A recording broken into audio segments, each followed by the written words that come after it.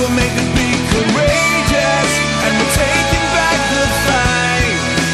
We were made to be courageous, and it starts with us tonight.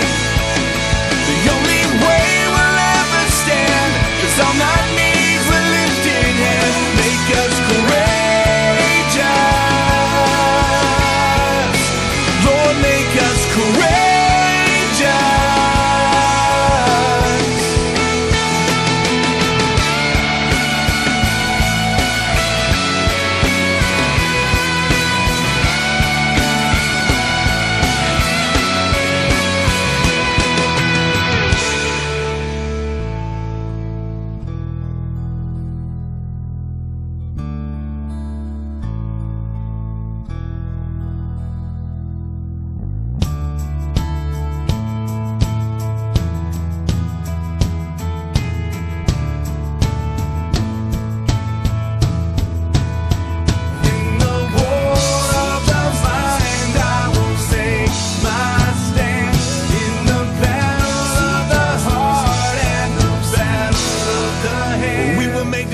In order to live out this resolution, you will need courage.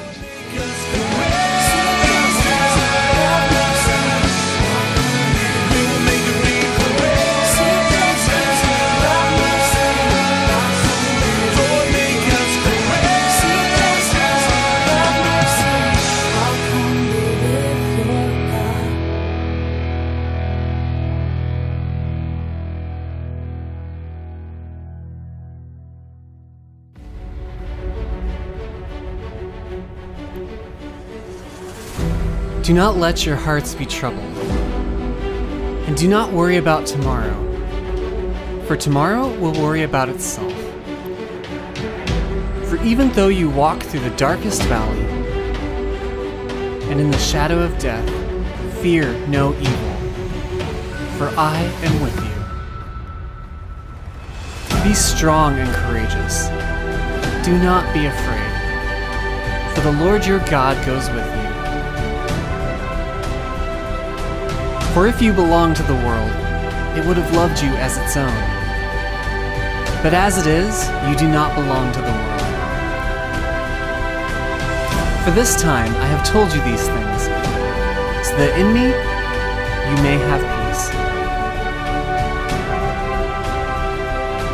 For in this world you will have trouble, but take heart. I have overcome the world.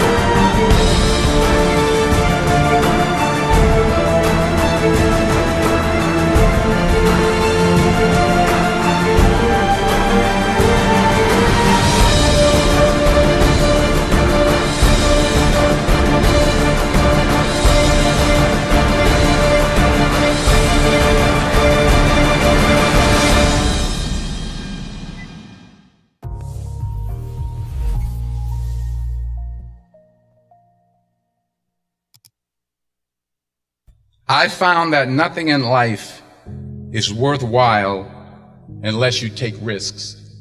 Nothing. Nelson Mandela said, "There is no passion to be found playing small and settling for a life that's less than the one you're capable of living." Now, I'm sure in your experiences in school and applying to college and picking your major and deciding what you want to do with life, I'm sure people have told you to make sure you have something to fall back on. Make sure you got something to fall back on, honey. But I never understood that concept, having something to fall back on. If I'm going to fall, I don't want to fall back on anything except my faith. I want to fall forward. I figure at least this way I'll see what I'm going to hit. Fall forward. This is what I mean. Reggie Jackson struck out 2,600 times in his career, the most in the history of baseball. But you don't hear about the strikeouts. People remember the home runs. Fall forward. Thomas Edison conducted 1,000 failed experiments. Did you know that? I didn't know that. Because the 1,001st was the light bulb. Fall forward. Every failed experiment is one step closer to success. You've got to take risks, and I'm sure you've probably heard that before, but I want to talk to you about why that's so important. First, you will fail at some point in your life. Accept it. You will lose. You will embarrass yourself. You will suck at something. There's no doubt about it. And I know that's probably not a traditional message for a graduation ceremony, but hey, I'm telling you, embrace it, because it's inevitable. And I should know. In the acting business, you fail all the time. Early on in my career, I auditioned for a part in a Broadway musical. Perfect role for me, I thought, except for the fact that I can't sing. So I'm in the wings, I'm about to go on stage, but the guy in front of me, he's singing like Pavarotti. He's just, and he's just going on and on and on, and I'm just shrinking, I'm getting smaller and smaller. So they say, oh, thank you very much, and you'll be hearing from us. So I come out with my little sheet music, and it was Just My Imagination by the Temptations. That's what I came up with. So I hand it to the accompanist, and she looks at it and looks at me and looks out at the director and was like, all right. So I start, I'm gonna sing. I'm like, it's just my imagination once again, and then cutting away with me. And I'm not saying anything, so I'm thinking I'm getting better. So I just start getting into it. It was just my running. This, oh yeah, thank you very much, Mr. Washington. Thank you. So I assumed I didn't get the job.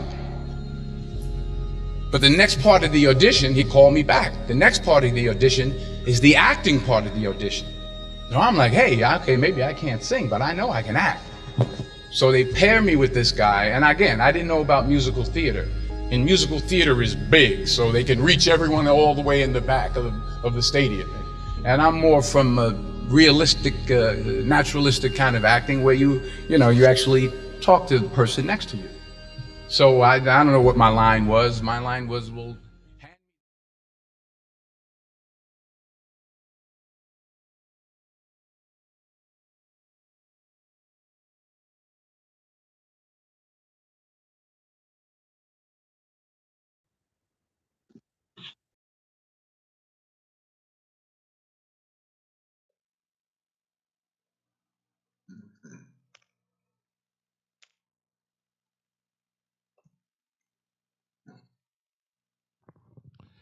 I bet you can hear me now.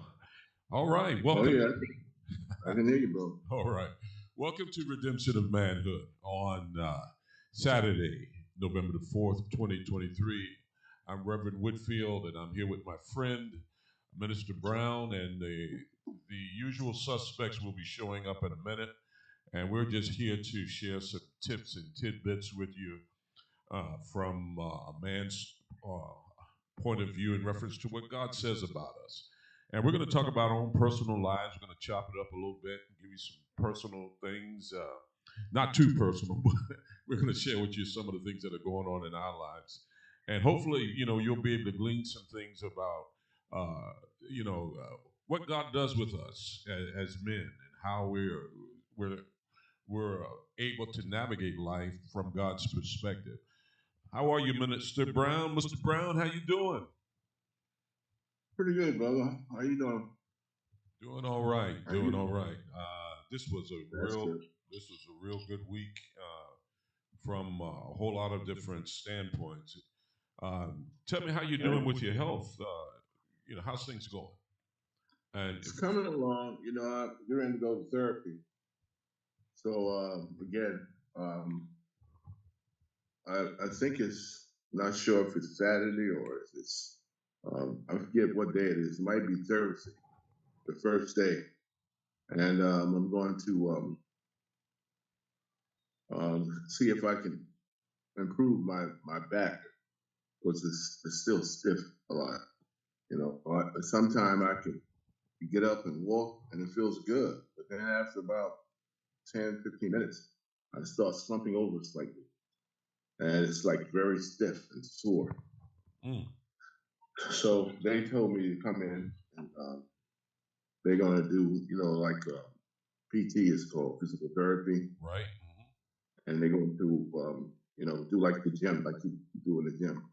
Because I haven't had that yet. I had therapy at home, um, and they take me outside, walk me up and down the street, do exercises in the house. But they only can do so much in your house because your house is not that big. So they told me to make an appointment to physical therapy and to see how that's going to work. But other than that, I'm pretty good. That's good. Good Pretty good. family's well and everybody's well. Everybody's well, and I what was it, last week or this week? No, last week